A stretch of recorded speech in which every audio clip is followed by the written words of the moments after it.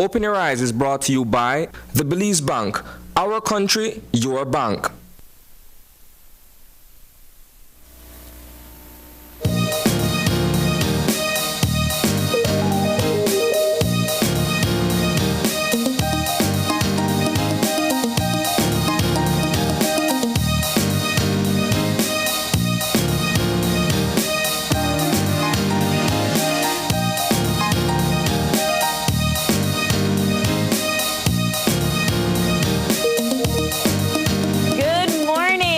Welcome to Open Your Eyes. Start your morning right. I am April Martinez. And I am Sonic Cayetano. Good morning and Happy New Year. Oh, Happy New Year. I was trying to get out so much just now that I stumbled upon the words. That's okay. At least it was your name. Happy New Year to you all, to our viewers near and far. We're so happy that you were able to join us this lovely Tuesday morning. Happy New Year, Isani. Happy New Year, my friend. How are you? Man, I'm good. It's a somber Tuesday morning. It is a somber Today being the 3rd of January 3 days 2023. into 2023. Yes. Any resolutions? I don't make resolutions. Oh, you don't do resolutions? I don't believe in it. No? Why not? All I seek to do is to be a better person for myself and for others, and remain spiritually grounded, and I leave it at that. Okay. I mean, I think that's what everybody aspires to do on a yearly basis. But you know, some people set certain goals for the year. They try their best to. You'll forgive me if I equate the following. Okay. Resolutions are akin to promises. Resolutions are akin to manifestos. Okay. And I hardly ever realized. Yeah. Right? Yeah. And so I don't make resolutions. Okay. I seek to consciously make certain changes without committing to, you know, a forecast or a schedule per se. Yeah. Not getting into the topics for Eye on the News, but how did you find the new year to be? I think that for the most part, and I can only speak for those in Belmopan, a lot of people normally go to other municipalities to bring in the new year. You know, a lot of people go to Cayo and to Belize City where the big countdown is, and so on. So how did Isani spend his 10 seconds before midnight? In my bed. Yep. No better place to be. I'll tell you this, and I alluded to this before we began the show this morning. I don't think that you'll find more of a socialite than you. Than me, right? I couldn't believe that when you told me that the first time. Because I love being out, I love being around people, and people know me for that. Okay. However, there is a certain caution that I exercise when it comes to certain events. And so if in my past life I attended numerous concerts and carnival and this, that, and the third, I have awoken a certain consciousness that I stay clear from anywhere where a lot of people are. Okay. In a setting where there's a mass gathering. Is this post-COVID? Or this has been a conscious thing that I've been doing for a while. It has nothing to do with COVID. It's just a matter of personal choice, you know, safety and what have you. Okay. The thing about it is that for me, when you look at mass gathering events, there's a risk that is being taken in terms of citizen security and safety, notwithstanding the work that the police department does.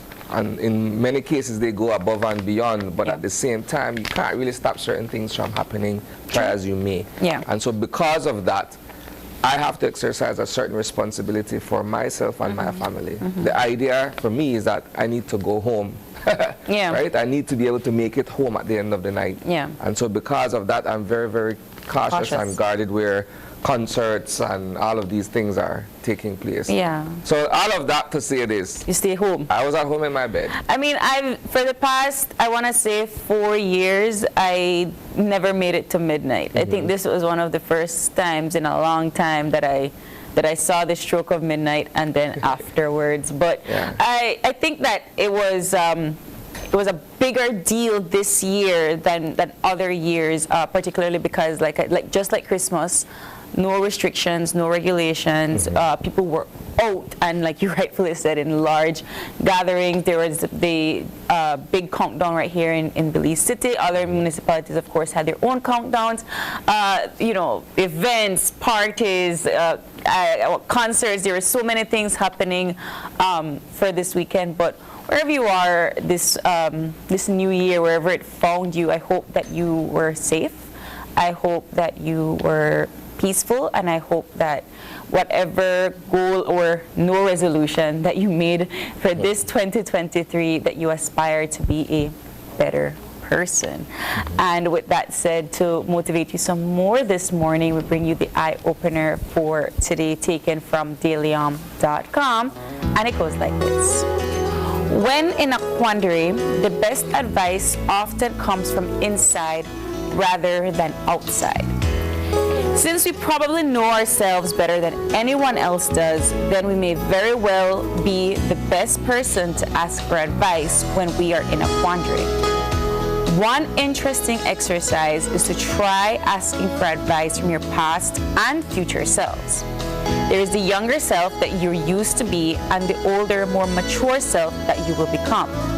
You can gain a different perspective when you view present situations through your younger self's eyes or your mature self's more experienced point of view. Perhaps your younger self would view a current dilemma, in a more innocent, less cynical way. Likewise, your older, hopefully wiser self may offer advice from a more compassionate, experienced view. You can set up an advisory panel of your past, present, and future selves. You might even want to try to have a written dialogue with yourselves to record the thoughts, feelings, and advice that your younger and older selves might have for your present self regarding a current situation. Your different selves can give you some invaluable answers. After all, no one can know you better than yourselves. You are your wisest guide. How do you tap into your older self? How do you tap into your future self? Well, by first of all, perhaps understanding your past self. Yeah. Right? There's an expression where we say the things that you did as a child, you do no more as an adult. Yeah. Because there would have been ample time for you to either learn from the mistakes of the past or put into context or perspective the experiences that you have had over time. And while we are always open to advice from others when we're faced with a situation that may be troublesome or challenging, in many instances there's no better person to turn to than yourself. Tapping into your inner self. How do I feel? What would I have learned from perhaps a previous experience that is similar to this one? What do I do in the future if I am faced with a similar quandary? And so that in itself is a reflection of the past, present, and future. But that requires a certain consciousness. It does. For you to be able to appreciate being in a moment, right? And a lot of times we are in the moment, but we don't step back and say, okay, let me look at it from a universal point of view, right? Like a third person perspective. And so that is always a challenge in and of itself. Now, if I'm to personalize what I take away from the eye-opener, it's the simple fact that, like I said earlier, if I reflect back on certain decisions that I may have made as a child or as a young man, and I look back at the consequences of those decisions, if I were faced with the same decisions to be made today, I would look at it from a totally different point of view because I have matured over time. And so perhaps if I did not take into consideration who gets affected by that decision, what the decision means, you know, and how important that decision is for better or worse, now that I've made those decisions and I've had to live with the outcome, if I'm faced with it now, it's a totally different ball game.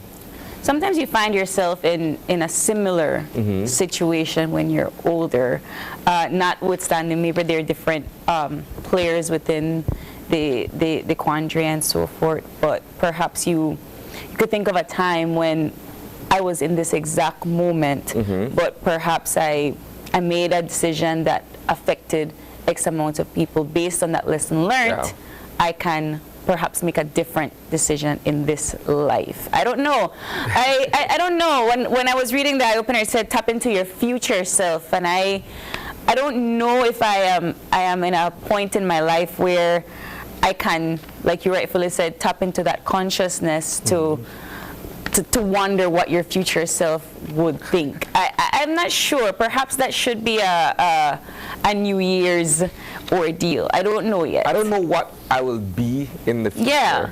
I know what I want to be. Right? I know where I'm coming from, and I know where I am, and where I'm coming from and where I am presently will ultimately determine where I go.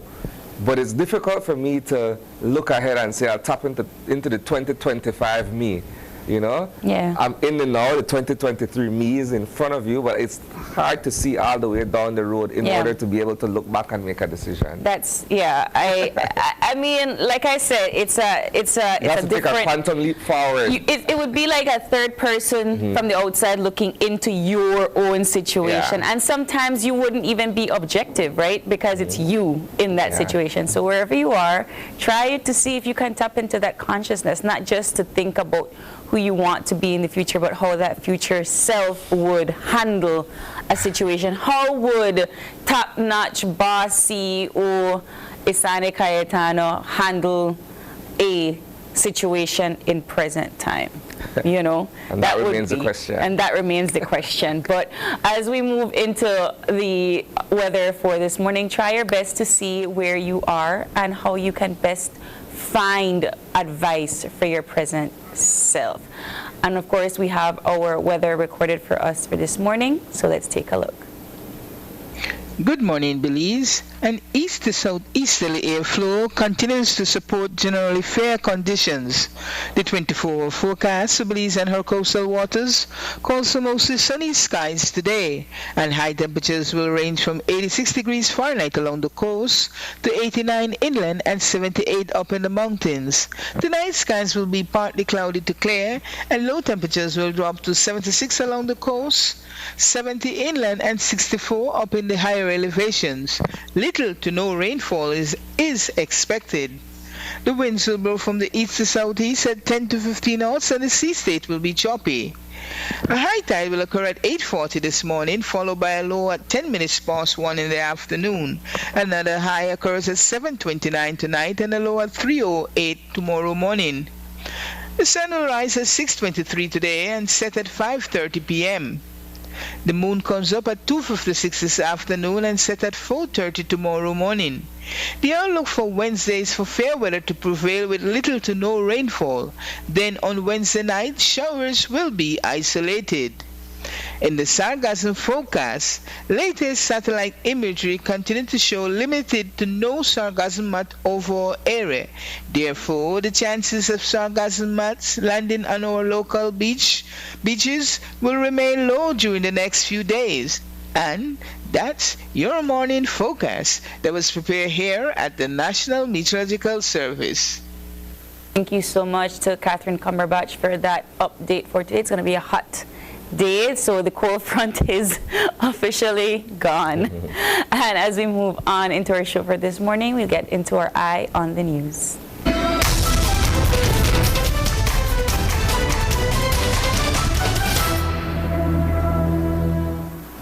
As I mentioned earlier, it's a somber morning returning to work today.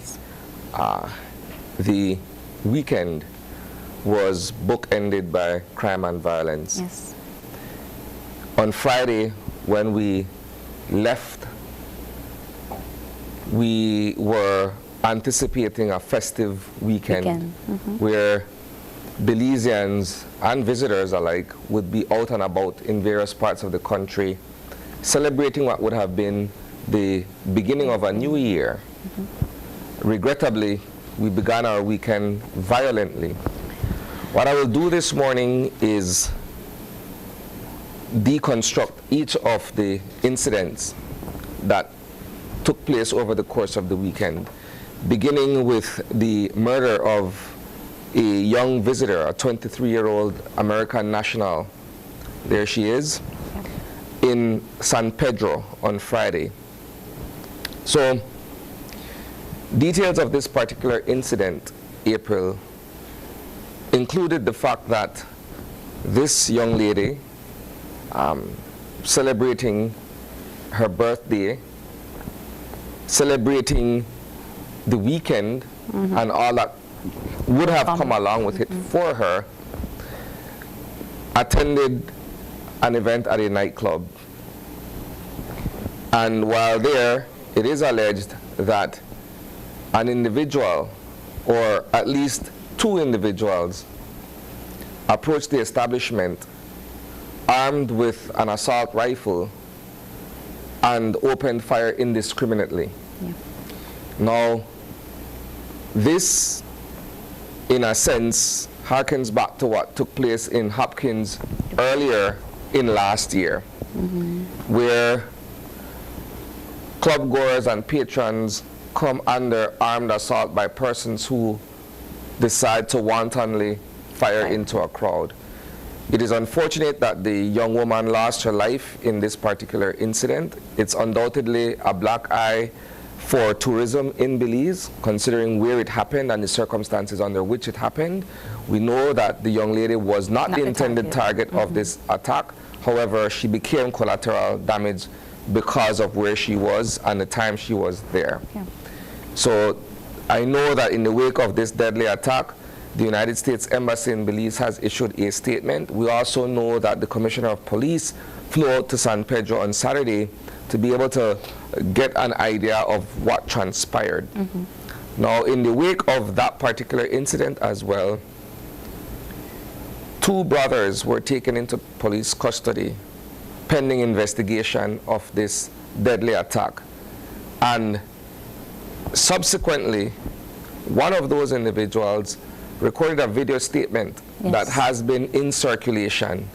And while we are in possession of that particular recording, I'll go as far as saying that there were certain allegations that were made that, if confirmed, would also shed a black eye on the police department based on the allegations that are being made in that particular statement by the young man you see here.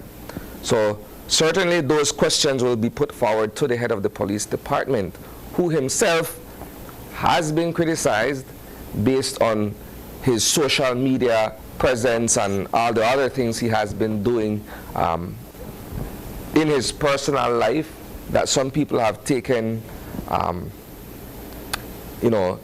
chosen to call him out on. That is aside from the fact, though, right? Yeah. But all of this has happened in the wake of this one particular incident that took place on Friday night. And certainly there will be a news team that will cover this incident from the beginning to end to try to find what the source or the motive was behind the attack. Well, that's the first one, right? And we'll come back afterwards and discuss some more. That's the first one. That was on Friday. On Saturday night in Belmopan, there was a deadly shooting incident that claimed the lives of a pair of siblings and seriously injured their loved ones. And this attack in Belmopan sadly came 2 days after a previous attack in Belmopan in which an individual was shot and killed and 2 other persons were injured by gunfire. Now, whether or not there is a nexus between these 2 incidents, the police department has to investigate and make that connection. Nonetheless, on Saturday night, brothers John and David Ramna Race were at home with their loved ones when a deadly attack unfolded. And you'll forgive my description based on the video, the surveillance video that has also been leaked to the public. I recall, and I'm segueing, I'm segueing to make a point here. I recall playing video games when I was much younger, and I used to be a huge fan of Tom Clancy's Splinter Cell, where the character in the video game, Sam Fisher, wore a light on the head, dressed in battle dress, right? And so when you look at the video, it's similar. Like when I looked at it, I was like, wow, either I'm reminiscing too much or what have you, but the way in which the incident unfolded, this was a clear and calculated attack on these two brothers. And perhaps to silence, or in an effort to silence whomever would have witnessed this hit, the other two women, a sister of, well, sorry, I'll just say the other two women were also shot. And they're presently hospitalized, right? Thing here is that the primary suspect that they have for this incident is an individual who swore an oath to uphold the law and who has in the past been brought before the court for breaking the law. The suspect who has since been arrested and charged is Corporal Elmer Na. For those who are not familiar, or for those who may have forgotten some of the other incidents that his name has been called in, his name was called in the Farid Ahmad murder, where another female officer was arrested and charged and eventually exonerated before the court. But his name was called and was prominent in that particular incident. His name was also brought up, and he was subsequently arrested and charged along with several other officers in the landing of a drug plane in the Bladen area sometime last year as well, right? So this is an officer who, for all intents and purposes, seems to be a rogue cop. And so he has also been arrested and charged for this double murder, right? It is interesting this morning, and we're hoping that during the police press conference that, one, it's the Commissioner of Police, and I'm calling him out, that the Commissioner of Police be the one to give an update as to what has transpired this weekend. With all due respect to the Public Relations Department, perhaps this task is bigger than the person that they will appoint to interface with the media, so we're requesting that the Compol himself be the one to face us. So it's an incident involving the police department where, despite the fact that this individual may have been on interdiction based on that previous incident, or I don't know if they would have moved to have released him from the department altogether because of that incident. I'm not sure where they are in terms of Corporal Elmer Na. I don't know if he had been dismissed or he's still on interdiction or what have you. But these are some of the questions that we'll be asking to find out exactly where we are with that individual, right? So there is that. The third incident happened on Saturday night into Sunday morning in Belize City, where an individual, Lionel Budna, as we understand the name to be, was gunned down on Central American Boulevard in the vicinity of 88 Shopping Center, in that quadrant, so to speak, right? And it's a most violent weekend. We've accepted that going in, we wanted everything to be as peaceful as possible. And the police department, and I'll give credit where credit is due, because they were in fact men and women in uniform out there who were working their darndest best to try to keep the peace. And you can't be everywhere at all times. You can't foresee what would happen where and under what circumstances. But in that same vein, you know, kudos to those officers who are out there to keep the peace as best as possible. It's going to be now up to the Ministry of Home Affairs to share with us what the new strategy will be and how these events will be dealt with. And I think that's where we are as a people. We need to find out now from our political leaders as well as from the head of the police department what's going to happen next. I mean, in light of the entire situations, I think that we could not foresee that this is how we were going to discuss today's show. And I can, first of all, condolences to all of the family members involved. I think that in light of perhaps the first incident with Jibria, this is not the first incident that this has happened, and in light of the Hopkins situation, we have had other incidents like this. I don't know per the entire story to say, well, what was the motive behind it. It seems that one individual that did not know how to properly handle a weapon just went out blaze of glory at an event where not just Jabria but other people could have been liabilities, right?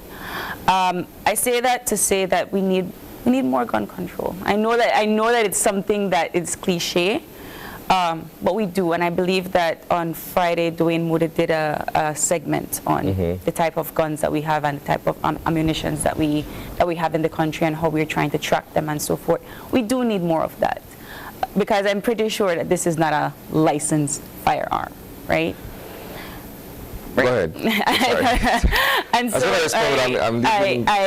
I feel that we need more of that investigation and more control on who is able to attain a weapon. And so I know that it sounds that, and I mean, we do have good laws in terms of who can properly get a license and so forth. I think what if I could jump in here though, a majority of the crimes that involve gun violence in this country are perpetrated with unlicensed and oftentimes prohibited firearms. Right. So we have to put that into place first. It's not persons who are licensed gun holders who are the ones that we're looking at as culprits of these heinous acts. Right. So I guess my point is we do need more of that control, right? How we get weapons into the country and so forth, and who attains them. So that's one. And then in light of the situation in Belmopan, the fact that the person that was arrested and charged is somebody that is not new to this kind of act, I suppose. They're not new to these kinds of situations. I'm trying my best to understand why he was out.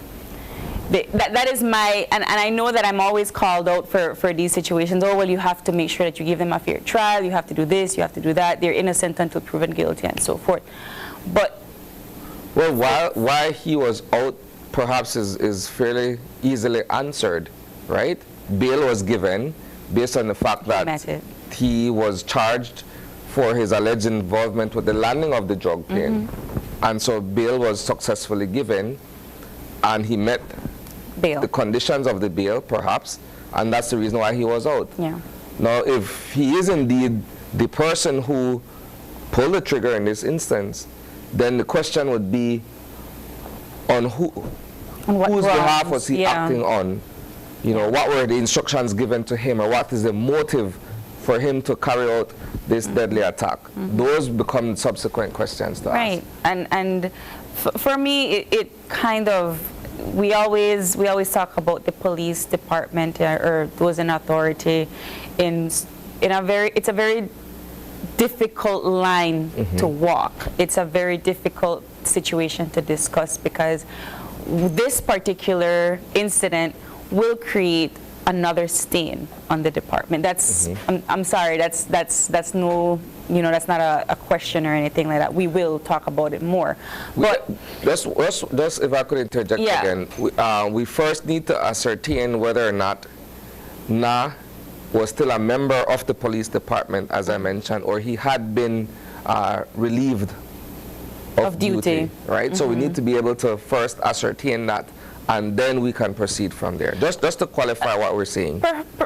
Of course, but the fact that he wore a uniform, at some point, at any point, he can't walk away from that, and neither can the police department. And so, I'm not saying to say that the entire police department is corrupt. What I'm saying is we vet those that we put into authority. We talk more about police training. How long do they stay in the academy? How long do they carry out certain duties on the ground and so forth? How do we monitor them? How do we assure that they're not falling into this line of corruption? Well, which is why if we're to lend any credence to what the young man Paguara testified to in his statement, then it would say a lot about the police department. I mean, it's an allegation being made, but if this were found to be true, you know, then it's something we seriously need to look at. But then how do you vet them? and that is where that comes in. Who gets to say, or under what grounds do you begin to vet the persons in authority? And as civilians, we have every right to ask. We have every right to be wary, and we have every right to demand justice for the persons that have been caught up in these kinds of incidents. So whether or not the Compol does come out to give a press release, he is the head of the department, and he has to answer our question. He does. We as civilians have a right to ask him to come out and answer these questions on behalf of the entire department that he is heading. So I do hope that he comes out with this press release today, because if anybody has the right to answer these questions, it's him. And what do we do moving forward? So in light of all of these incidents, how do we try our best to make sure that these incidents do not occur? What kind of regulations do we put in place? Who do we put in charge? How do we vet those persons and their qualifications to put in charge? It's not an overnight thing to fix, I understand that. But in light of all of these incidents, back to back, Thursday, Friday, Saturday, coming into Sunday, that is enough for every civilian to ask the questions, how can we remain safe in light of all of this? The question of citizen security has always been one that hangs heavily over many of us as Belizeans. Yeah. We look at the current gang situation that has taken hold of Belize City. We look at the drug trade that also results in spill-off violence and what have you. And so the idea of how safe am I, how safe are you and our loved ones has always been a question that looms, right?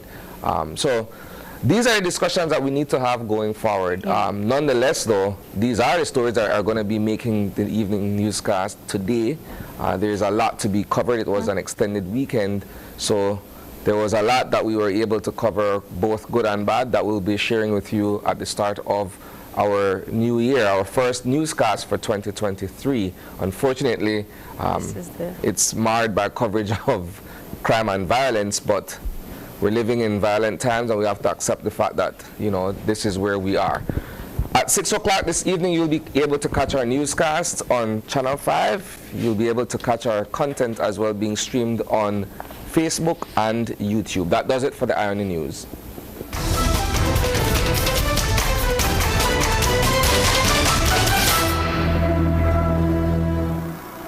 And in light of all things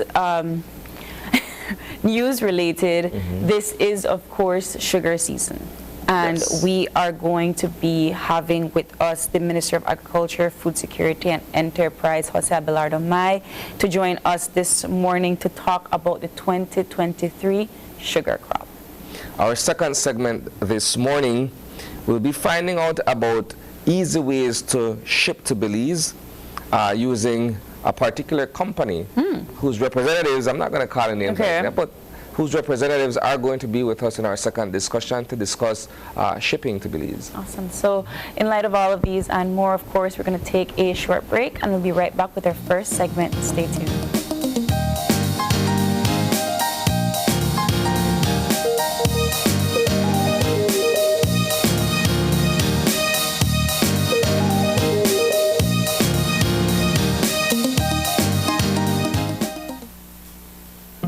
It's almost lunchtime and Alice is getting hungry and forgot to bring cash.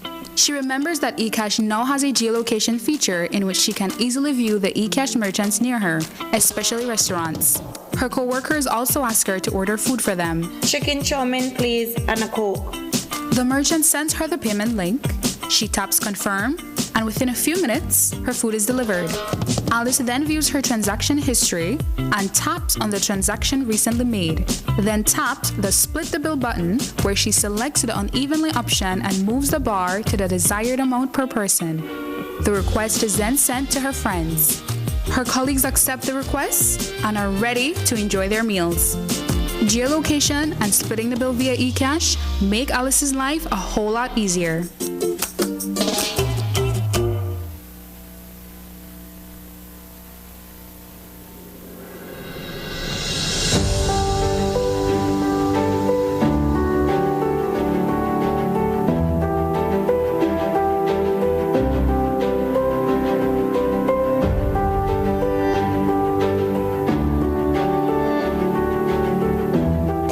point of having all these beautiful statistics and the country is glowing and the economy is blooming if ordinary people's lives are not being improved for the better. And this is what this is about. This is a first step to get your land, to make sure that you can build your house, you can borrow money to start a business or go to school. There's nothing more empowering than getting a piece of land. And so it's a really, really proud moment for us. But certainly it gives you a warm feeling, is your feel of satisfaction that all the stresses and the long hours of work that is paying off when you could see the smile in the faces of these first-time landowners. Many of them are young and that they have the opportunity to get a piece of land. I feel very, very proud as very first-time landowner. So now I can have where to build my home. And also, like, it makes me feel proud as a born Belizean to actually own a piece of land whereby I can call it my piece of land.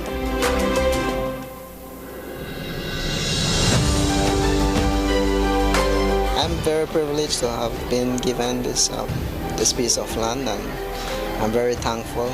Thanks to those that are behind this project. It's very emotional. It's happiness. It's something that we have been working on even before the general election. Throughout the entire country, there is a need for first-time landowners to have a piece of land, and that was and is our commitment as a government. I'm happy for them. They deserve it, and they've been now given an opportunity to better their lives, and I know it will go a long way. So we can't ask more than that. We came with the core principle that we're here to serve the people. And the People's United Party's philosophy has always been to serve the ones that need the most.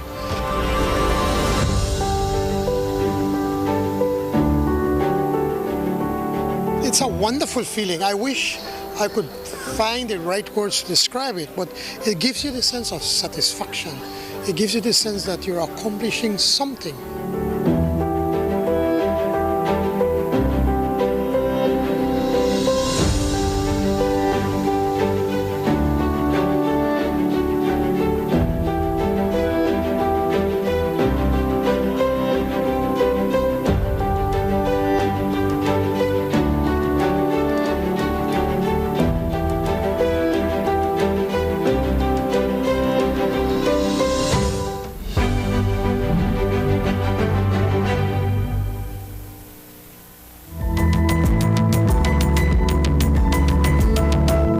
Introduces Real Unlimited Postpaid Plans, providing customers with unlimited talk, unlimited text, and unlimited data. Now that's a real great deal. With Smart Plus, Share 1 and 2, and Enterprise 1 and 2 plans, you can talk as much as you want, text as much as you want, and for the first time ever in Belize, you can enjoy unlimited data with your postpaid plan. So come in and sign up for an unlimited postpaid plan and enjoy limitless possibilities. In addition, other plans such as the Flex Junior, Choice, and Select have been boosted with a lot more talk, text, and data, providing you with the best value for your budget. Be unlimited with Smart. It's time to power your dollar with Smart.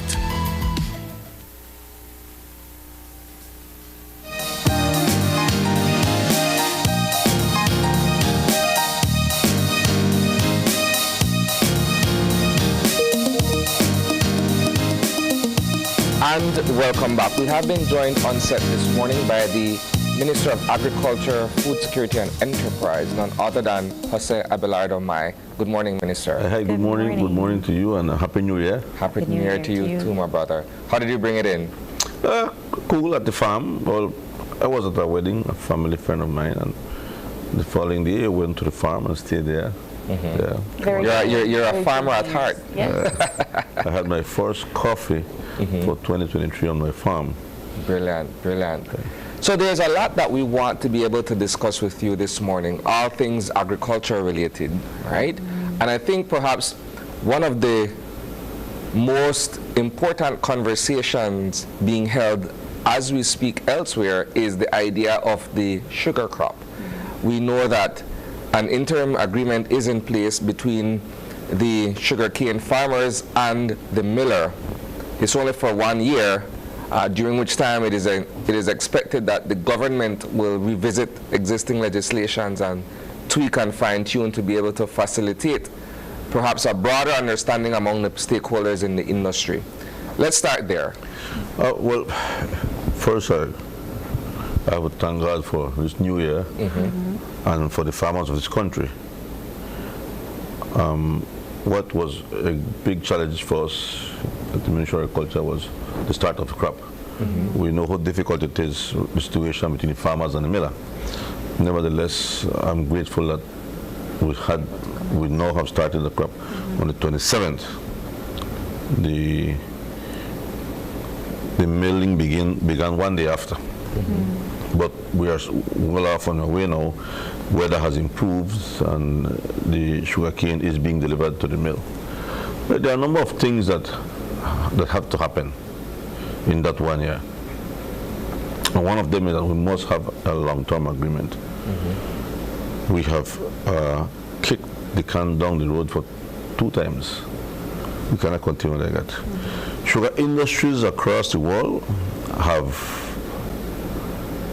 transformed, they have evolved. The 35-65 revenue sharing agreement existed in Mauritius, for example, in 1939. They are now way above that. They have a well-established sugar industry, very well protected by Sugar Industry Act, modern, updated, and decisions there are based on science and technology. We need to follow in the same path. Mexico has transformed. All the countries that are heavy producers of sugar cane have transformed. We have lagged behind for some reason or the other, unfortunately. We need now to start looking at that. The AG, who has been working closely with us, has great ideas. She has advised us to do a number of things. Of course, that has to go to cabinet for approval. Nevertheless, the discussion continues. As a matter of fact, this evening, I meet with my senior staff on one of the topics, again, is sugarcane, and what do we put in place. We have to put a plan in place now so that we don't reach the target 1 year and still have nothing. And so, Sugar Industry Act is a part of that. There may be a commission of inquiry, which is being recommended to look at all details and costs of the sugar mill to see if it is justifiable or not. The last time you were here, Minister, one of the topics or the concern was there is no trust between the cañeros and the miller. So what is the plan for this year to bring them a little bit together so they can see eye to eye on certain matters? I am not certain if that will occur in the very near future. Okay. Swords have been drawn, and I don't see trust being a matter that can be dealt with overnight. There has to be commitments from both sides. Can we describe this as such, Minister, where there is a symbiosis between the cane farmers and the miller? One can't exist without the other, right? And so they need to be able to work harmoniously if they're both to benefit from the industry. But theirs is a most contentious relationship. I mean, how many times have we not covered standoffs between both sides, some violent, some of a political nature? And I say political, not party politics, but the politics of sugar seems to always be front and center. And that's why I said that the sugar industries across the world have evolved. We have stayed behind. And because we stayed behind, we're having these problems. For example, Are you aware that in the U.S., the miller cannot be the sugarcane producer because of conflict of interest? Yeah. If I'm the miller and I have 10% of the national production of sugarcane, I would want to put my sugarcane in first, especially given the fact that the mill is unable to absorb the entire crop. Yeah. So preferential treatment and say that you exactly. go first. So to show you that that is a really conflict of interest. The second thing is that our laws are, I think, fall short of many things. For example, fair trade. The fact that I did not sign a 7-year agreement as you wanted me to sign, you signed that interim agreement last year, remember, you will recall. The fact that that happened, Pete and Lyle, who happens to be, again, the subsidiary of the ASR group, said to the farmers, I will not give you your fair trade premium. Right? And so the BCFA farmers this year had a very difficult time in meeting their costs of fertilizers and inputs because they did not receive this money, even though it appears that the money was there. Given to other associations. That I cannot confirm, but the BCFA is doing research, and they believe that this is the case.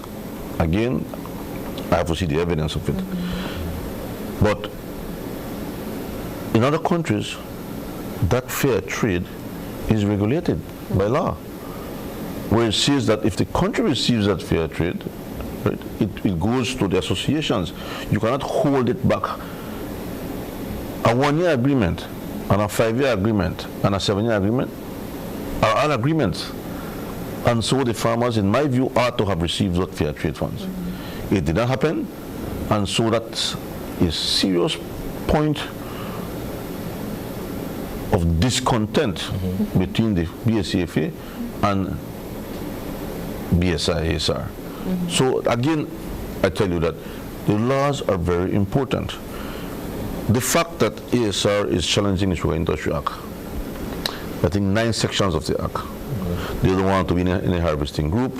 They don't want to be subjected to CRD or to SCPC. They don't want to pay the Sugar Industry Development Fund. They don't think that there's a board that should regulate them. I mean, in other words, they don't want to be regulated. They want a free-for-all. But this is an industry that is regulated. Exactly. The only industry regulated in Mexico is the sugar industry. It has to be regulated. Right? So, if you are the conglomerate, multinational, and you come to Belize and you say, I don't want to be regulated, then what is your next option? These are countries of law, the country of law. Yeah, you can't allow people the government roughshod. Of course, the government here, the responsibility is to protect the farmers, to protect those small farmers against big people. So then, please correct me if I'm wrong, but how do we discontinue this back and forth then? Because at the end of the day, I fear that we are going to be right back here January 2024. I fear not. But the key here is legislation. Okay. We have to modernize the Sugar Industry Act. We have to upgrade the Sugar Industry Act. So how do we begin to do that? We have a plan for that. Like I said, I think the AG just got back from Mauritius, and she has tons of information, and she was very excited sharing with me to see the level of how Mauritius has operated in the last few years. I mean, she explained to me that Mauritius does not, they don't go to court or they don't mediate at all. They have a mediating committee.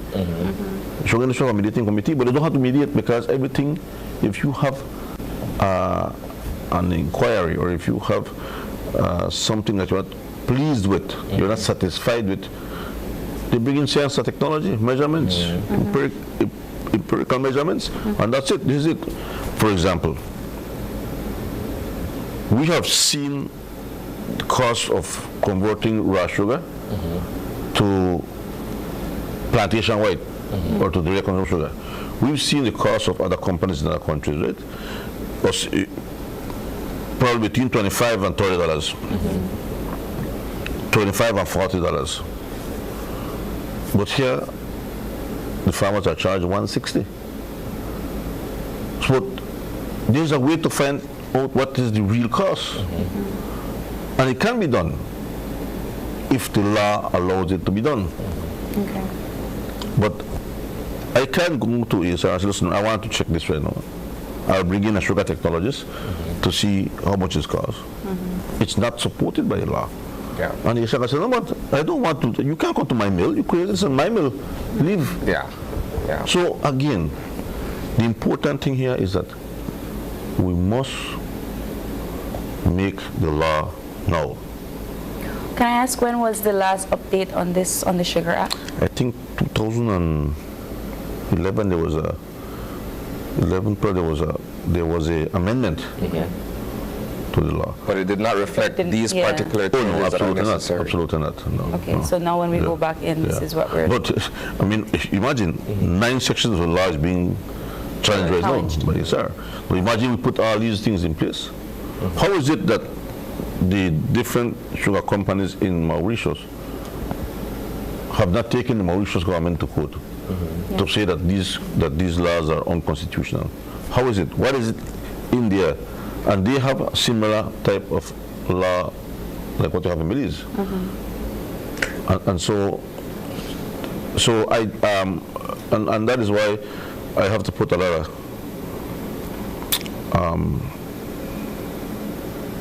trust in our AG and what Here's the the thing, team will be Minister. doing.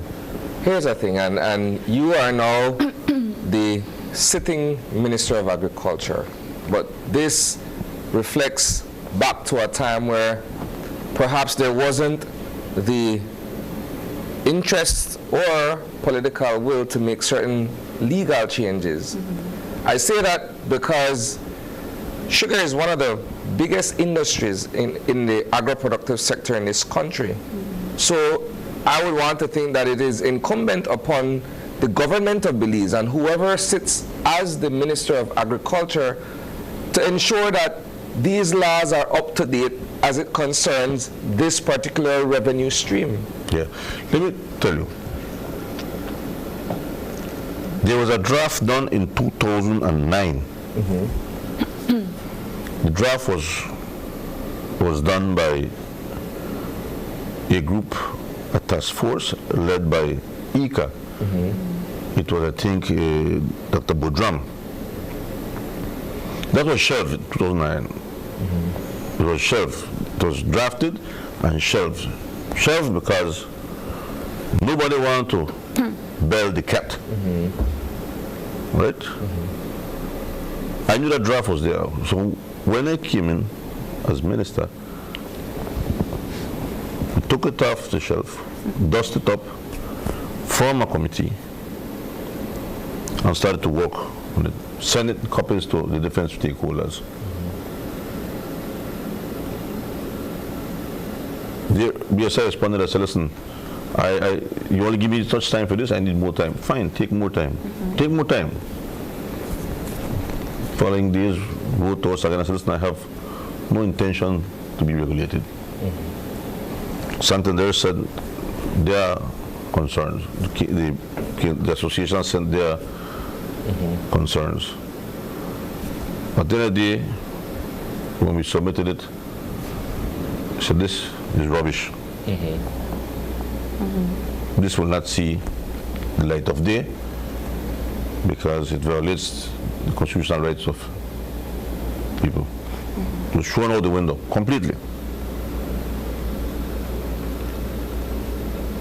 Can you imagine putting in the law that molasses will belong to the farmer, not to the miller.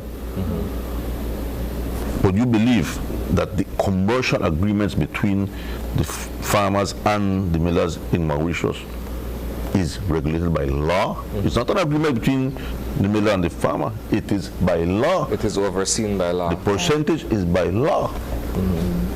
Could you imagine doing that in Belize? They will say, well, if they're challenging what we have right now, which is an old, I think, outdated law, and now we change the law to let it look a lot like Mauritius law, they would have to pick up and say, well, I'm going. I'm going. That's what they would say. So there's a lot of work to be done in the very early months of 2022. Is 12 months though? Yeah. Is 12 months sufficient for all of these considerations to be made and effected? It is. We cannot drag this on forever. This thing is killing the sugar industry. It is my daily headache, and I have to deal with it. I do not, how should I say this? I'm very careful. There are different views in cabinet, which is good.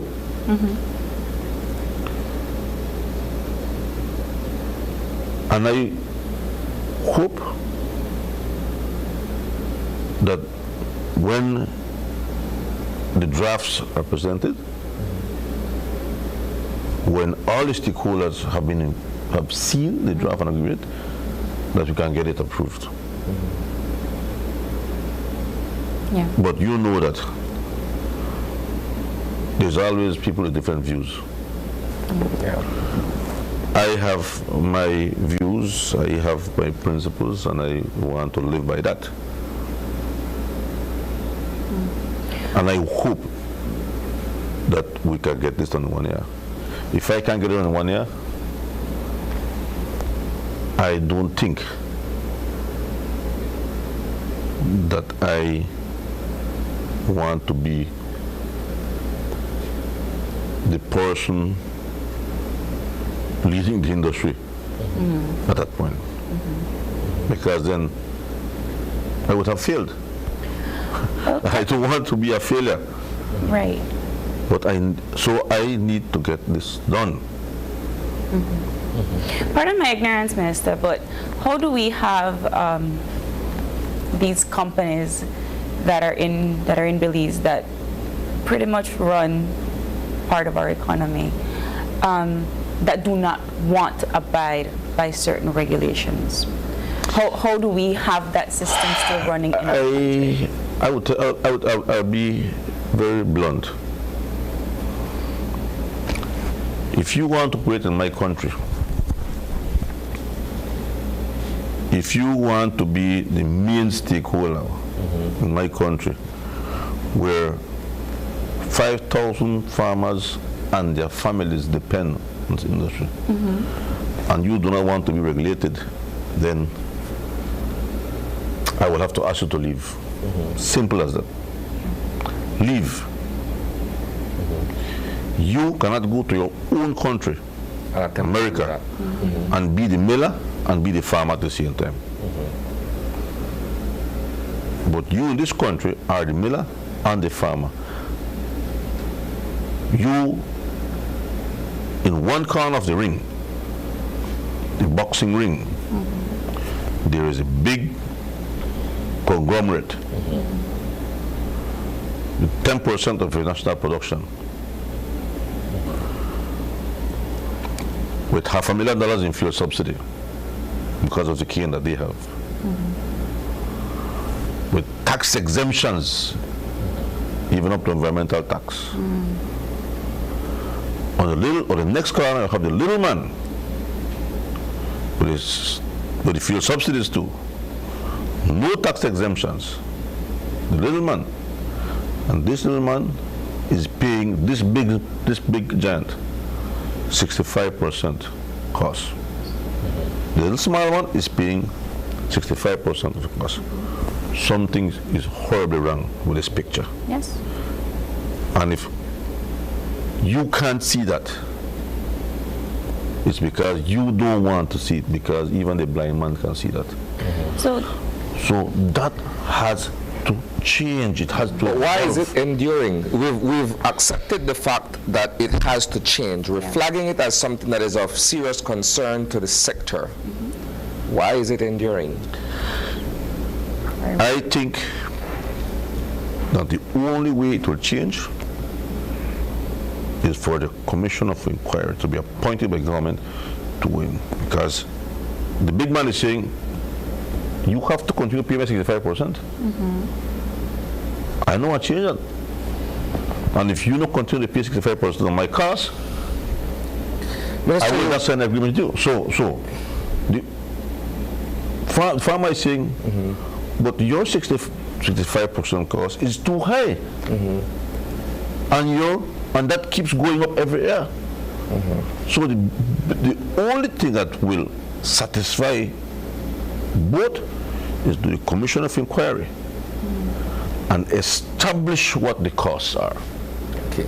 But you'll forgive me if I'm challenging this nonetheless. In many instances, commissions of inquiry are nothing more than an academic exercise where there's no teeth, there's nothing that comes out of it at the end of the day. So it has to be legislated. And if they say secondly, no? do you know that there have been 2 commissions of inquiries in the sugar industry before? I think one was in 1991 and 2. And it was, again, it was never completed. It began, but not completed. But the people who were doing the Commission of Inquiry, it was then commissioned, I think, by the former Prime Minister George Price. And they found, for example, this is only what they said to be, one of the persons who was on that commission, they found expenses of a plane ticket, and per diem and all the things that go with that, for a person to take documents to the U.S., to Louisiana, I think, for the sale of molasses. They found the cost for a plane ticket for a person and per diem, whatever, for a person to travel to the U.S. just to take the documents for the sale of molasses. But that Commission of Inquiry was never completed. It was inconclusive because one, by the time BSI did not want to reveal their receipts and their costs, and so there has to be again legislation. Legislation is the basis for what will happen to this industry. It is the foundation. If there is no legislation to support a Commission of Inquiry, if there is no legislation to say, listen, you need to show me what you are doing, it will not work. Are we prepared if this entire legislation is carried out? Everything is taken to cabinet, cabinet approves, do the regulations, and ASR BSI says no. Are we prepared for action after that? Nobody is indispensable. We have had a company from Trinidad and Tobago, one of the biggest companies, that had wanted to put up a sugar mill in the north. But the Sugar Industry Act states that the first 1.5 million tons of sugar cane goes to BSI ASR. So when they came and they saw they said, well, I can't make business here. This law is protecting the miller. So they packed up and gone. Right? But we have other people that say, listen to me, if government is prepared to take it over, which I do not support, I do not support government taking over any private sector. I will never support that. Well said. But if they do not want to be legislated, what will they do? Sell out? Someone says, well, I am prepared to take it over and run the mill and pay them. In theory, nonetheless, and perhaps practically speaking, ASR, BSI is too heavily invested at this point in the industry. To leave. To leave. So perhaps leaving is not necessarily an option. Exactly. That's like if you're in a domestic affair where you have built a house around a woman, and then you realize, okay, we can't see eye to eye, you can't just... It's difficult. I'm not saying it's impossible, but it's not the first option on the table. Bitter love. Bitter love. Yeah. Bitter love. I would like to see them leave, none at all. But this is a country of regulations. Country of laws. Country of laws. And if you don't want to abide by the law, then what is the next option? Right? What is the next option? But again, these things will not occur if they are not legislated. Legislation is the key for the success of the industry. All right. Let's segue. We've discussed sugar, and it's an interesting topic, but there is a lot more within the agriculture sector that you're responsible for that we can talk about. Let's shift over to citrus. Where are we in terms of the citrus industry, considering the fact that that too is one of the more contentious agro-productive sector? Yeah. Over the holidays, I was receiving reports from the different subsectors: rice, soybean, sugarcane, citrus. We are right now in the middle of the grapefruit harvest. From the reports I'm getting, it's not looking well. The yields are down. Farmers are reporting to be clearing down their orchards.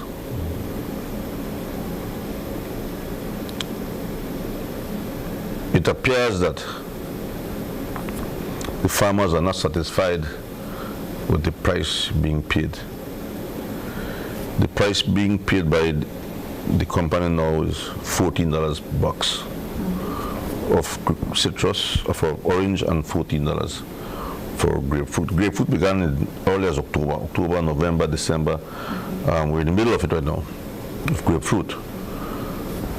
And farmers, it seems, are prepared to leave the fruits on the tree and not harvest at that cost. They're saying that they cannot meet their expenses at $14.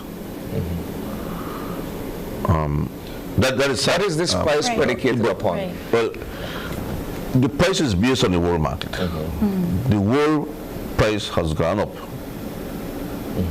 but the price has gone down. To farmers has gone down compared to last year. And so farmers are not happy. I have to meet them this week to look at what is actually happening. The government, through DFC, had allocated monies to try to bring back the industry. One is to rehabilitate existing farms, orchards, and the other was to replant the resistant or tolerant varieties. But I'm a little concerned for what is happening right now. The officer responsible for the citrus industry has reported to us that farmers are clearing down citrus groves. They are not prepared to even harvest grapefruit. They prefer to leave it on the trees till fall. And so I am obligated to find an alternative to this. If the processing plant is unable to pay more than $14, the cost of producing citrus is, I don't know, 14 or above or a little bit more. The farmer is saying, well, I can't. At $12, even if it costs me $12, at $2 I'm not making anything for to leave it on the tree. Then, and the farmers asking us to look at alternative markets, then we have to look at that. And this is what I am going to do. I I've been in contact with our friends in El Salvador, and they were very much interested in our fruit. At the time, the citrus harvest was over, so we couldn't make any movement forward. But now, oranges coming now in January, so my ministry needs to find something to do. We cannot afford for farmers to be losing. We cannot lose the citrus industry. Two questions quickly. First of all, does the Citrus Act protect against the exportation of unprocessed oranges and grapefruit? I ask because I know that CPBL does the value added, right? But if these farmers are saying, well, we can't survive off $14 per box, can they legitimately export on their own the grapefruit as it is? Well, you recall one of the first acts that were taken to court was the Citrus Industry Act. And the court ruled that it was in many instances unconstitutional. So that is already something established by law, that the farmers are not forced to sell their citrus to a particular processing plant. Just like the farmers should not be obligated to sell their sugar to one mill, right? That precedent is set already by the court. And so the farmers have that alternative. We have shipped like 15 or 20 or more containers of oranges to the Dominican Republic. El Salvador is very much interested, but we need to go back, meet with them, and to see how much that they want, because we don't know if we'll have enough market that we won't be throwing away fruits. And so that is where we are right now. But again, I'll have to meet. Here's my second question. Sorry. Here's my second question. On January 1st, the $5 minimum wage came into force. How does this affect migrant labor where the citrus industry is concerned? You have people coming in from Guatemala and other parts to work in the groves. Are they too at $5, or was this a regime that was in place before? How does that work? The fact remains that the cost of living has gone up in Belize. In the sugar industry, we have been paying $5 an hour for years now. I understand that the southern part of the country have not been paying that.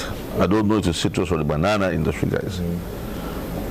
And probably that could be the reason why we have to import labor. We have to import labor for the work to be done. Now that that has changed, there may be a shift in who the field workers are. If that is the case, then you will see a reduction in the unemployment rate in the country. I mean, those $5 an hour, would that encourage people from Belize City or other villages that say that they're unemployed to go and harvest citrus or bananas? I sure hope it does. Because the whole, the objective was this, is to have people have a dignified job and a decent salary that he can look after his kids, his food, his health, his education, the children's education. And so I think that it was important for us to implement the $5 minimum wage. In the north, we do it. And I think that the sugar industry, the cane farmers are in the worst position right now. They have been in the worst position. I mean, and they're paying $5. And the reason why I pay $5, let me tell you why I pay $5. I have been doing my weed control with my workers. You strap a 45-pound pump on your back. And walk around with that all day. And walk with that in the cane field, especially when it rain and it is soft. And it's literally back-breaking work. Yes. Right? And them, the guys, they do 10 pumps a day. And say, boss, you want to do 10? Well, you watch it. I want to do 10 too. The last one, you crash with the pump. And then drink your diclofenac because you can't stand the pain of night on my shoulders, right? But I say, cannot pay these people cheap.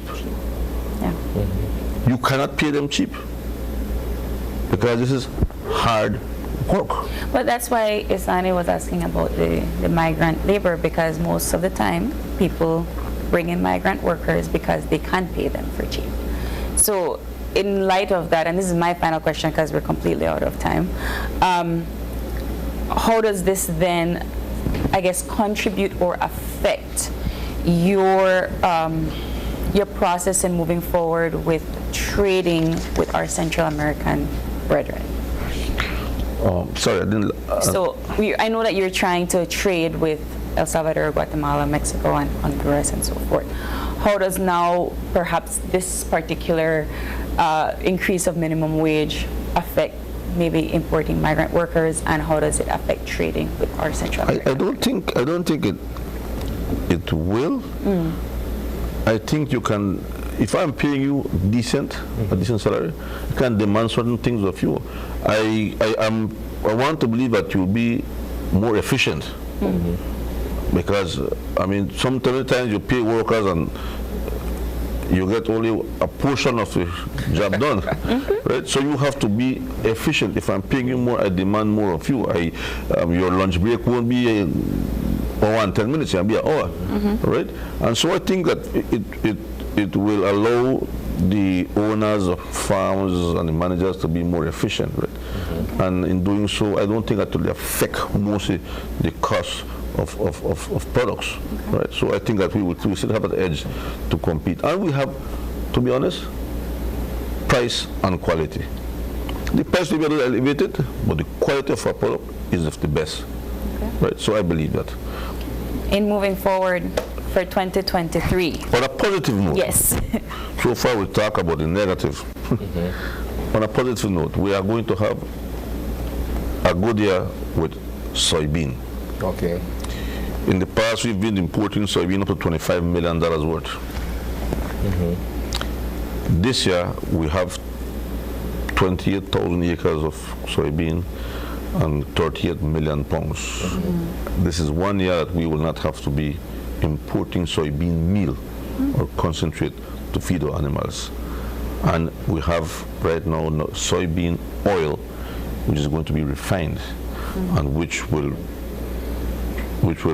substitute imported oil. So we have two things, soybean meal and soybean oil.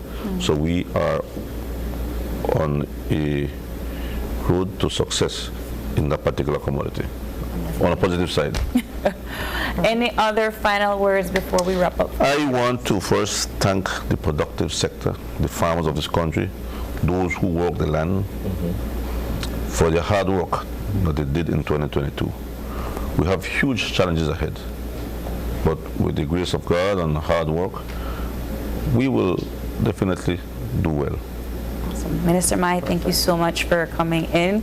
The beginning of the sugar season is upon us. We wish you all the best of luck. Thank you very much. With your future endeavors. And with that, we are going to take a break, and we're going to be talking all about a new shipping enterprise in Belize. Stay tuned.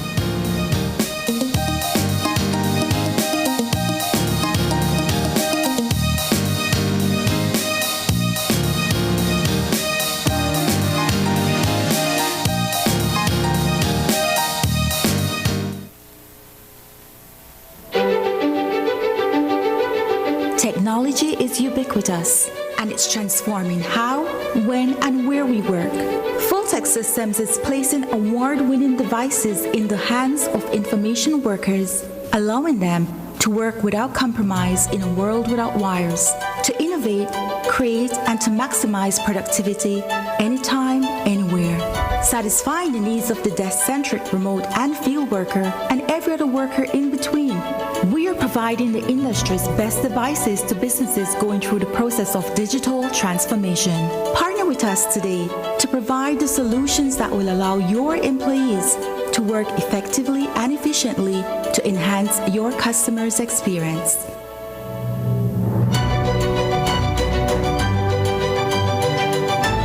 Full-Tech Systems, your technology center, where you'll come for the price, but stay for the service.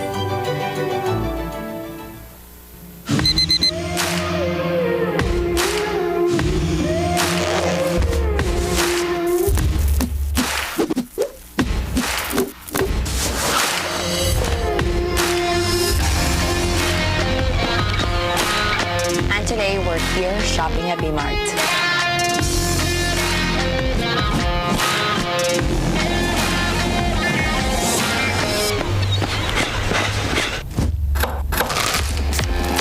Today we're making the green super smoothie.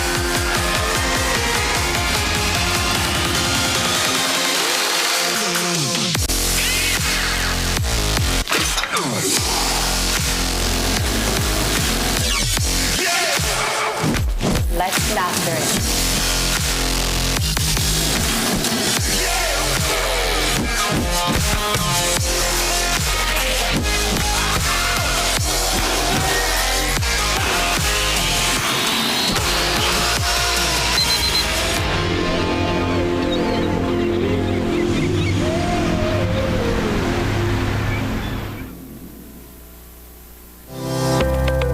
Galenia Hospital, located in Cancun, Mexico's premier tourism destination, is a state-of-the-art healthcare facility that provides highly specialized medical services. We are Quintana Roo's biggest private hospital with board-certified doctors and staff. Some of our services include Cath Lab, Adult Intensive Care Unit, Neonatal Intensive Care Unit, emergency rooms, operating theaters, ambulance services, and more. We are a medically accredited hospital by JCI, Accreditation Canada International, and General Health Council, providing extraordinary care in every specialty, from our cardiology department to our neurology center. We are focused on treating the entire person, body, mind, and spirit. Contact us at medicaltourism@hospitalgalenia.com or visit our website at www.hospitalgalenia.com. Come to Galenia Hospital in Cancun for a truly personal medical care experience.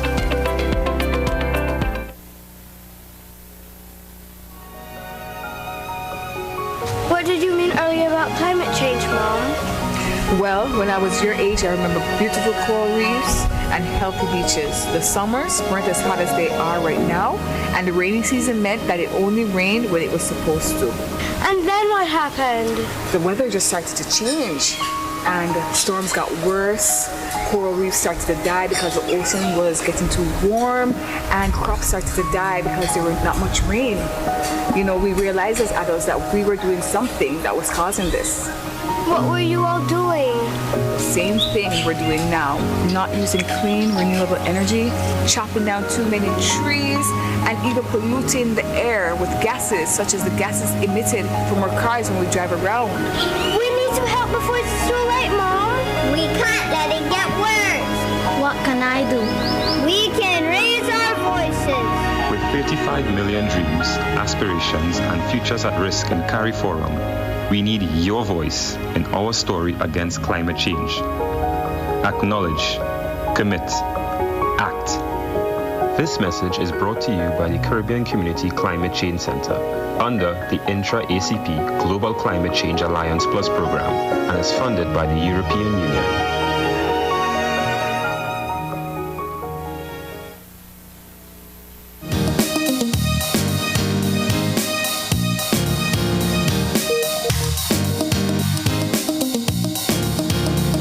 And we are back with our second segment for this morning. We're talking all about shipping within the country of Belize and a new shipping company, Easy Enterprise. In studio with us, we have the General Manager, Abe Letman. Good morning. Good morning. And the company chairman, Richard Deeds. Good morning. So guys, let's talk about your, I guess it's not really a new company per se. You guys have been running for quite some time, Easy Enterprise. Why the need for another shipping company in Belize? Well, it was about April of 2020 when my friend Jimmy Brown, who's also one of the company partners, it's me, Jimmy, and Richard. So Jimmy, he's also owner of another retailing business, as is Richard, and they were having some difficulties during COVID to get their products out into the country. Now, whereas most companies in Belize perhaps have a delivery service once a week, that was not sufficient, and with COVID making it difficult to move around within the country, me and Jimmy had a discussion, and me personally, it just so happened that I had an opportunity for me to start something new. So starting October of 2020, we decided to open up a small delivery business to try to get products and services or products out to the Belizean people, right?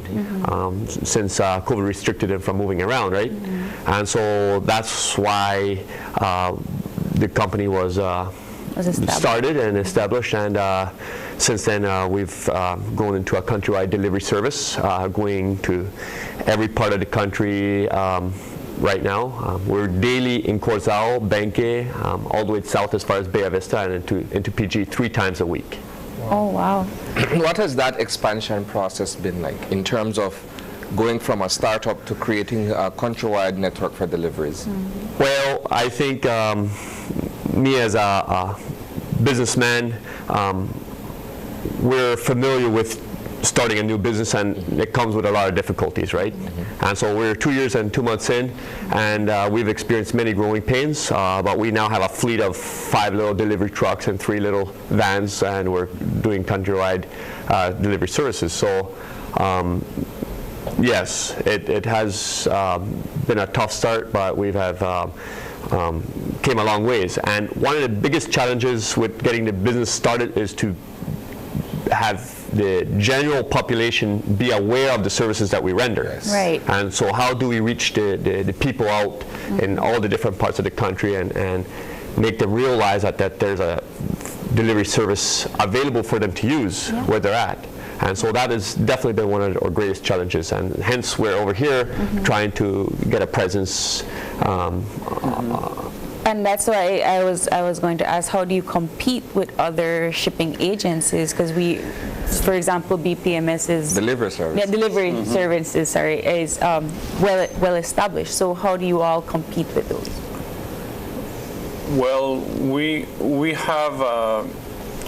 We've reached out to a large number of businesses who ship things regularly, and we've asked them to give us a chance. And we know that if we mess it up and we aren't able to compete, they're not going to continue with us. So we take it very seriously, and we ask them, give us an opportunity, and we're going to allow us to deliver your products, and through that we are able to reach to their customers and spread awareness like that. And when people receive a product and they have good service, they say, wow, they're impressed with that, right? And the word of mouth starts to spread and people start to know about it. But as far as us reaching the general population door to door, we can't do that, but we do know that businesses, and we see on social media, right? When we go on social media, we see so-and-so is offering delivery on this product. We can say, wow, let me reach out to them and let's see if they would like to work with us. And we've received a very good response from most businesses. Most businesses that we've shipped with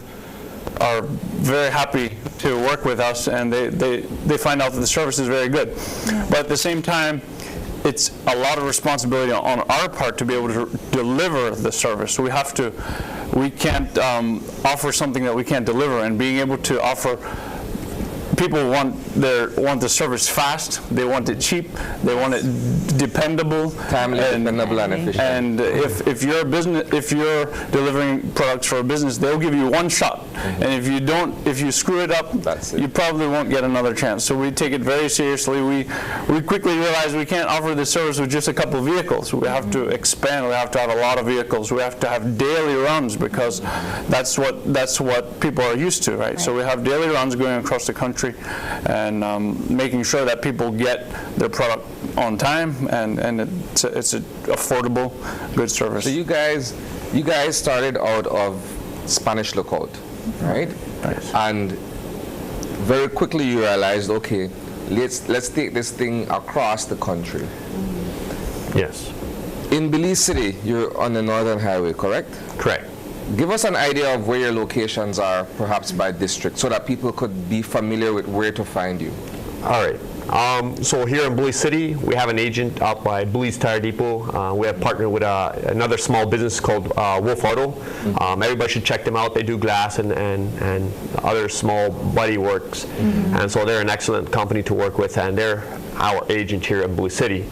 Now, up in Corzal, there's another very young establishment called CJ Kings and Associates. They're business that facilitates young businesses with marketing and other business-related tasks, and they have partnered with us there, and they're our agent right there in downtown next to the tax department.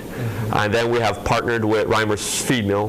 They're a very large company, so they have multiple branches, so it really made sense for us to partner with them. Like that, we could train one business and have them give us agents in Orange Walk, Dangriga, San Ignacio, and Belmopan.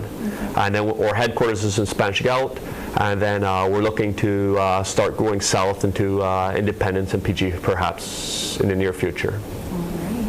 Let's talk about your daily runs and how, because I know you said you started by asking businesses to ship with you. How are your runs scheduled, and what kind of packages can I have you guys deliver? We deliver a great variety of packages. We deliver just about anything that you'd want to deliver that can fit into a small delivery vehicle, for instance. Mattresses, furniture. We deliver a lot of stuff for boutiques. We do a lot of deliveries for pharmaceutical companies, for distributors. We go as far as having delivered parrots for the bird rescue in Roaring Creek, right? And so all kinds of stuff gets delivered. We deliver a lot of bouquets of flowers. We recently delivered some cakes, and so just about anything that you could imagine we have delivered. And so absolutely, if you have anything that needs to be delivered, reach out to us, reach out to our dispatch, and he's going to make sure that we get it done for you. What are your daily runs? So we run, we leave Spanish Gulf. Since we're located in Spanish Gulf, we leave Spanish Gulf every day around 10, and then we get down to Bella Vista and Placencia by late afternoon, and the same thing with Corzal. So yes, leaving the west 10 o'clock, going north and south by the same day evening. And then it's fairly complicated. So what happens is that we have local personnel stationed in San Ignacio, Orange Walk, and Independence. And so as the products move from Spanish Gulf, they get transferred into different vehicles, and then they get delivered to people's homes in all these different districts. And so, yeah. When you look at a business like this, and the competitive nature of the sector that you're in, one thinks about market share. Because you're looking at BPMS, you're looking at Speed It, and perhaps any other business out there that provides the same service. So over the past 2.5 years, how would you look at how much of that market share you're now commanding?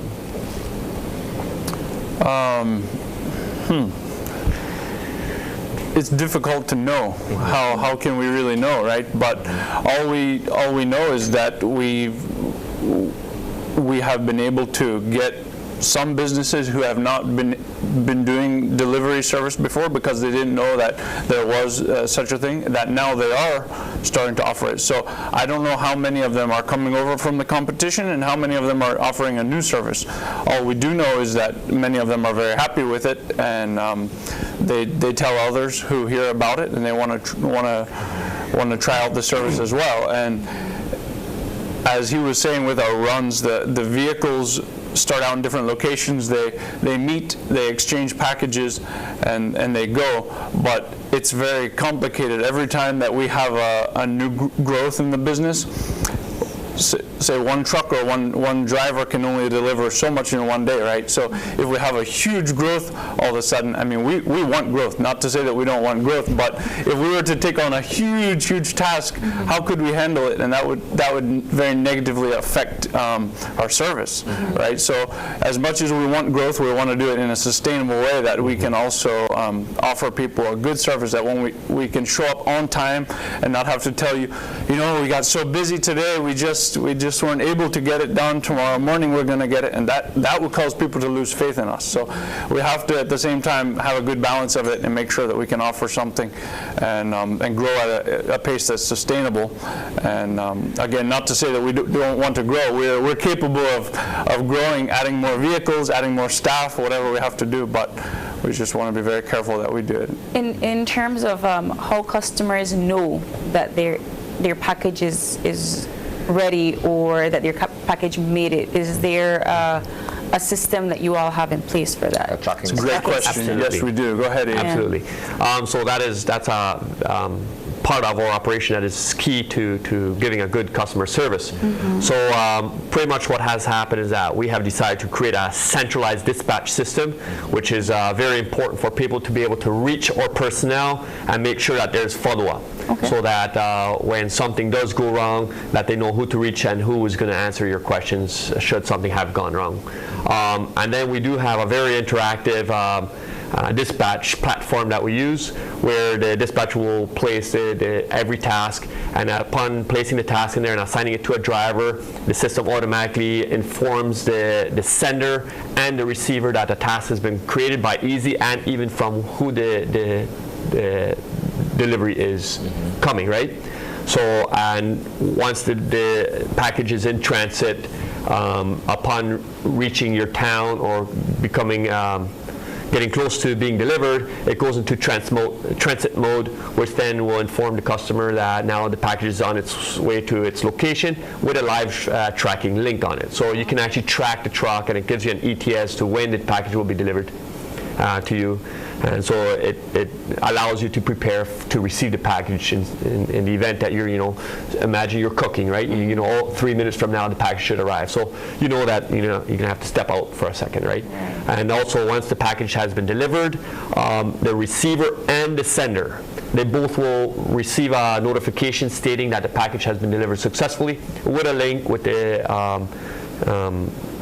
tracking or the delivery breakdown, and also with a picture attached to it of the actual item. So the sender will say, oh yeah, that package has been delivered, and it has a GPS location and a timestamp attached to it, so they know exactly where the package was delivered, what time, and in what state, because there's an actual picture of the package. That's different. In terms of price point, how do you all measure the price for each package? So there's two different services that we provide. And so the first service that we have is a more affordable service, which allows you to just ship small to medium-sized items within the network through our agents.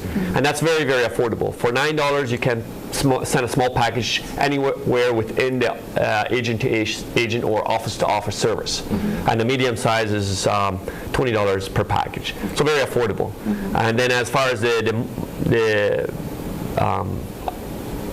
home-to-home service that we provide, that one is more expensive, but it's an absolutely excellent service. We come and pick up the service from your location and deliver it directly to the doorstep. To the doorstep of the other person. The other person. Okay. And there's a couple of different things that get factored into the price. The pickup is, there's a pickup charge and a drop-off charge, and then there's a freight charge, which is based on size and distance. So for instance, a small package from north to south would be slightly cheaper than a larger one, right? But let's say Belmont Pine to Blue City is very, very affordable, even that service, right? But when the distance is great, then the price is a little bit higher. So we have a fine calculation that calculates the prices, and it's not a big difference. But for example, some products, for example, maybe a purse, someone won't want to spend $20 to deliver it. Then they will say, well, then it doesn't make a lot of sense. But $10, then yes. So then they could go with a more affordable service, send it branch to branch, and then if it's, say, for example, a more expensive cell phone that needs to get to its customer quickly, well, then you want the door-to-door service. You give us a call and we will be right there to pick it up. And it's going to get delivered. Both of them will be fast, but with the branch-to-branch service, they'll have to go pick it up from the branch or deliver it to the branch. Yeah, go ahead. And the home-to-home service, we try to make it very personalized, you know. So the individual who sends the package and the one receiving, they'll likely receive one or a few phone calls or SMS from the company to keep them very informed as to what's happening with their package, so that people have great confidence that the package is in good hands, and we absolutely make sure that it is. If I am at home and I can't necessarily go into any of your offices, how can I get in contact with you all? So we have a centralized dispatch service, and you just reach out to that number via voice or preferably with WhatsApp. You know, WhatsApp is an excellent tool that we have been able to utilize to communicate with our customers, and it gives a good point of reference for you know, communication reasons afterwards, right? And so just shoot us a WhatsApp message, and our dispatcher is sure to take good care of you. Share that number with us. 672-0399. Yeah, we have dedicated staff who are only replying to dispatchers all day long, so they make sure that it gets done. Rather, if you reach out to the driver, he might be busy making a delivery, or he might be doing this or doing that, and we don't want people to be forgetting things, right? So we prefer if it goes into the system. If it goes into the system, then the technology will do its thing. Everyone will go in the schedule, and we'll make sure that it's going to get done properly, because, I mean, we all have human error. Sometimes we can't remember so much things, and if we're trying to do multiple things at the same time, it can be difficult. So we want to give everyone a clear instruction what they have to do and follow the system. So if I am in Cayo or San Ignacio, what time would I have to take my package to the office to be shipped out? So if you're in San Ignacio, the run starts fairly early, considering that it starts up in the west. So if you have the package at our agent by 9 o'clock, it will make its route to wherever it's going, either up in Corozal or down in Bella Vista. Okay. Yeah. The same day. Yeah, same day delivery. Yeah. Same day delivery. Yeah. Go ahead. Yeah, we try to make sure that we deliver all our packages same day, except for PG. We go Monday, Wednesday, and Friday. So there we try to just schedule it into the first day that we have a rundown. But yeah, same day delivery. It's very important to us that we get our packages delivered same day. And where else are you available for your services online? Well, a good place to see what services we render and get a good idea as to what we do is to visit our Facebook page.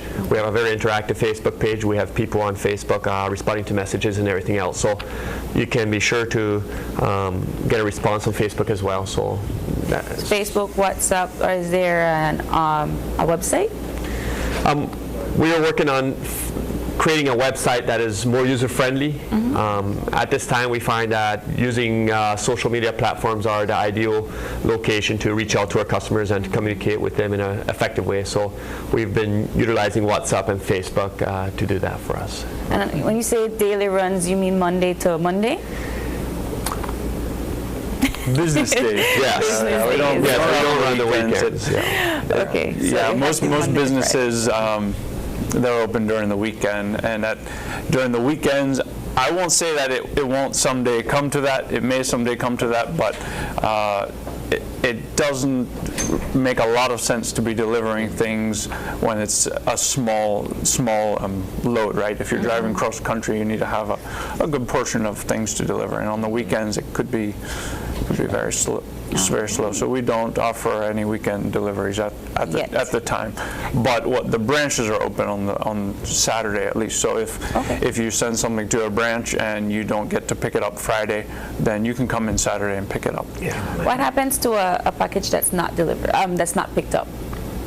So sometimes people don't answer their phone, or there's just no way that we can deliver the package. Then it will go to the nearest branch, and you would get a message stating that it's at the branch for you to pick up. And then if you arrange it with us to be delivered the next day, then we can try that. If it's in a location where we don't have a branch, then they'll just automatically try to deliver it again the next day. But most of the time, they'll get messages and they'll arrange. They'll say, "Okay, I'll pick it up there tomorrow." Then we know, or else, "Please deliver it to me tomorrow." Then next day it will come out to them. So that's Easy how that Enterprises. Is that the name of your Facebook page as well? Yes, we're on Facebook as Easy Enterprise. Many people will just see us as or hear of us as Easy Delivery. Right now, we primarily do delivery services. We also do some online retailing, so if you guys ever need to source something from Spanish Gout, we'll source it for you, we'll sell it to you, and then we'll deliver it to you. That's another service that we do. Perfect. That's excellent. Save us a trip. Right? Yes. And one reason why we also started that service was because during COVID, people were not able to move out of district, and so lots of people wanted stuff out of Spanish Gout, and so they could reach out to us. We would source it, make sure that we get them a very cost-effective deal, and then get it delivered to them, and they managed to get their products wherever they were at. One more time for our viewers, your WhatsApp number, please. So you can reach us at 672-0399, 672-0399 on WhatsApp or on via voice call. And if you have any delivery services that you need to get done, just definitely reach out to us, and we will make sure that we take good care of us. And we have an excellent group of staff. We have a very, very vibrant, very professional group of personnel, and we have personnel from the PG area. We have personnel from Independence, Orange Walk, from San Ignacio. We have personnel that we're hiring here in Blue City. So we have people that are local where they're working, so they may be a familiar face to a lot of our customers, and they're absolutely an excellent group of people. So they'll make sure that the package gets delivered to you. And if you can't reach our office for some reason and you see one of our trucks, hey, reach out to one of the drivers out in the vehicles, and they'll make sure that you guys get your deliveries done for you. Yeah. Wonderful. Final words? So one other thing to mention is if you're a business and you would like to speak to someone about opening a business account, you could speak with Abe. Abe, would you give them your phone number? Yes, you can reach me. I'm the general manager at the company, so if you need to get done something immediately and for some reason you haven't gotten the response you want, you can always reach out to me. My phone number is 678-7008, and I'll try to make sure that I take care of your needs immediately or get somebody on the case right away. And so absolutely, if you want to, if you're a business and you need to get your stuff delivered, we do have a business account that we offer to businesses where they can get a 25% discount on their services. And we also do give charge accounts to businesses that work with us to make it even more convenient for them, so that there's not an exchange of cash every time there's service rendered, right? And we also have a very nice billing system where we can do electronic tax invoice on site. And so if you are a larger business that has GST registered, we can offer you GST receipts right there on the spot, so you can get your GST returns on it and all that stuff as well. So can I pay for delivery online? Yes, you can. Okay. You just have to make sure that you ask the driver for that option, and he will give you that option as well. Okay. Perfect. Gentlemen, Thank you so much. Easy Enterprise, coming out from Spanish Lookout, delivering countrywide. Thank you for giving us the opportunity to come out here and speak to the country and to you guys about our services. Awesome. I like the idea of another delivery service. So, and with that, we are going to take our final break, and we'll be back for wrap up. Stay tuned.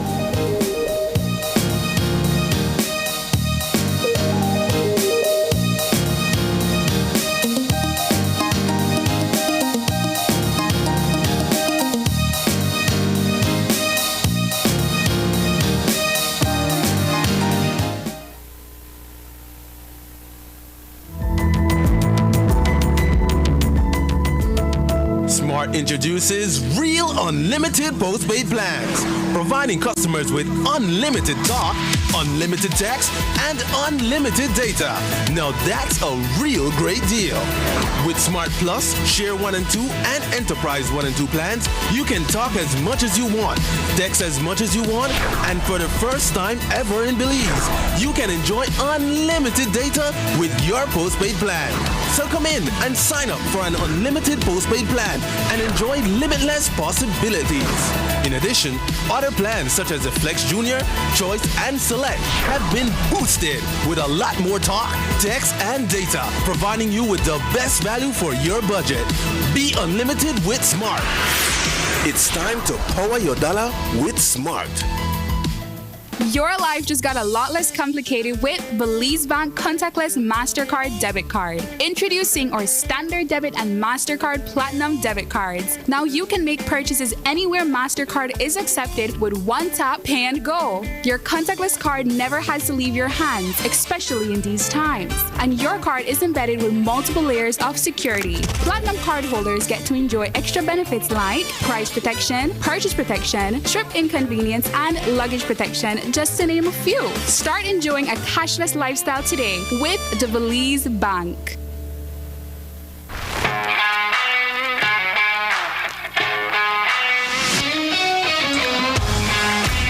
Messi. Off goal! What a goal from Leo Messi! What an incredible strike from Leo Messi!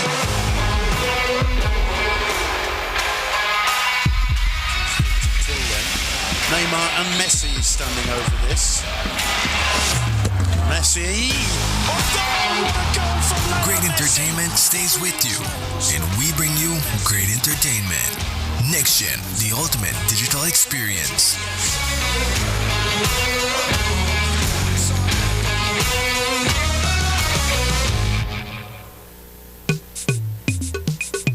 If you have a baby on the way, here is what you need to know about maternity benefit. It includes both an allowance for 14 weeks and a grant, which is a lump sum of $300. The basic requirements are: you must be employed, you must have at least 50 paid contributions, and you must have continuous contributions leading up to delivery. To apply, a licensed doctor certifies the expected date of delivery. The employer completes the salaries record. Submit your completed claim form as soon as possible. After giving birth, submit your continuation claim no later than 3 weeks after delivery. If the mother does not qualify, the father of the child may qualify for the maternity grant. Want to know more about maternity benefit or grant? Visit our website or contact any of our offices to have someone assist you. Also, be sure to visit our Facebook page and give us a like to stay informed. Social Security Board, safeguarding you, your family, your future.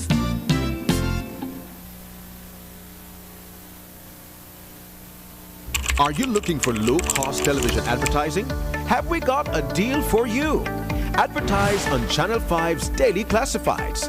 Channel 5's Daily Classifieds is one of the most effective methods for introducing yourself and your business to the community.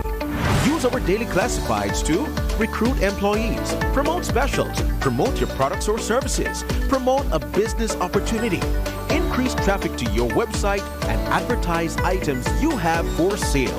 Let us help you to save valuable time and money.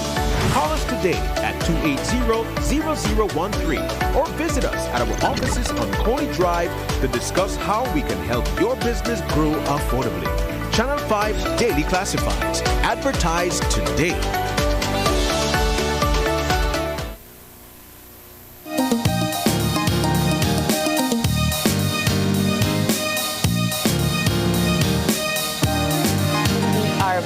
just like that, morning show has come to a close this morning. We have to thank all of our guests for coming in this morning to have these discussions with us, and for you, the viewers, to have these conversations to think about during your day. We want to say a big thank you to Minister of Agriculture, Honorable Jose Abelardo Mai. We talked about the growth of the sugar industry and the growth of the agriculture industry on a whole. So thank you so much for that conversation this morning, Minister.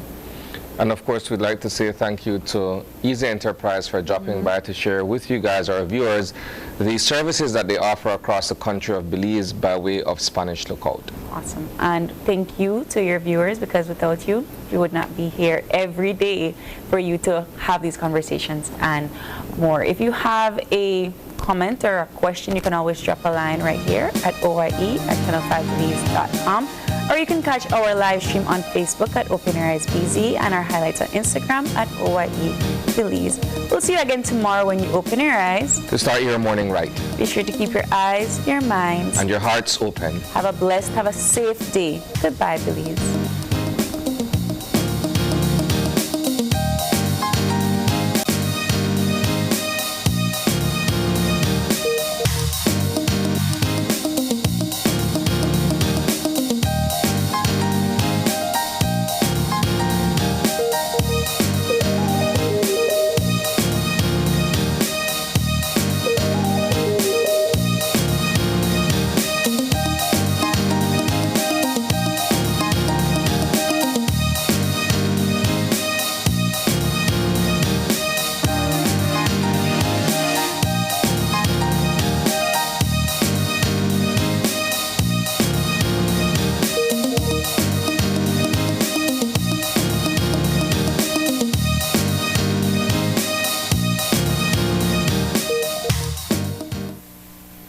Open Your Eyes was brought to you by the Belize Bank. Our country, your bank.